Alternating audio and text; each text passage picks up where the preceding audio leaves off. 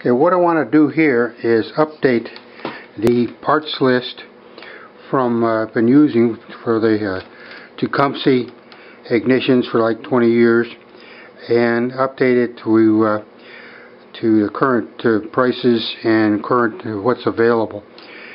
So, and also going to try to define the parts so that that's clearly nailed down. We can start with the magnet, and the magnets that I've used in the past are from All Electronics. The catalog number is MAG-76, and hang on to your wallet because they cost 35 cents a piece. So the next batch of magnets I'm going to get from KNJmagnetics.com. I've been looking at their website a lot, and it's a they have a neat array of magnets and things, and but their magnet is a little bit larger, but it costs about twice as much. So I'm going to try and spring for that. It should be a little bit stronger, and so I'm anxious to try that out the next time I build an ignition. So the next big thing is a control module.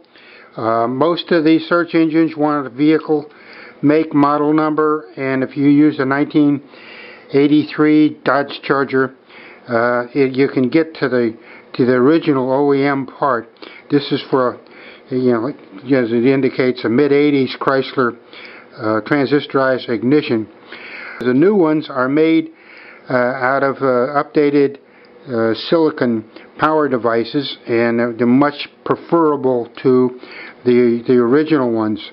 I took one apart one time, and that whole box was full. About 90% of it was sand, and over in the corners this little chip with the connections tied to it. Even the can for the transistor was empty. So and it's also very inexpensive, like $14 is pretty cheap to give you the heart of your new ignition system. Next we have the bullet connector. This goes to the pins on the control module. The only problem I've had in the past with these ignition systems is this connector. The cheap connectors from China don't fit well, they don't fit tight, and giving rise to some loose connections. So when you put that on the control module, make sure the thing fits tight and you have a good connection there. You can get them from All Electronics. It's 50 pieces. If you only really need 3 or 4, you might want to check the local auto parts store. But again, make sure they fit nice and tight. The ignition coil. Okay, when I updated this, I was shocked at the prices of the ignition coils, how they've gone up in the last 10 years. They got 10 times what they used to be. So what I'm going to try on my next ignition is I'm going to use the $10 one available, $11.60 on Amazon. This coil would be good for the 2-cylinder projects we have on the drawing board coming up. But in order to use it for a single cylinder, I'm just going to take the coil and ground one terminal on it, and then to compensate for that, I'll make the spark plug gap maybe a little bit wider, maybe not twice as wide, but if you had a 30 thousandths, you could approach 60 thousandths with it. So other coils that are available that are more like the regular coils are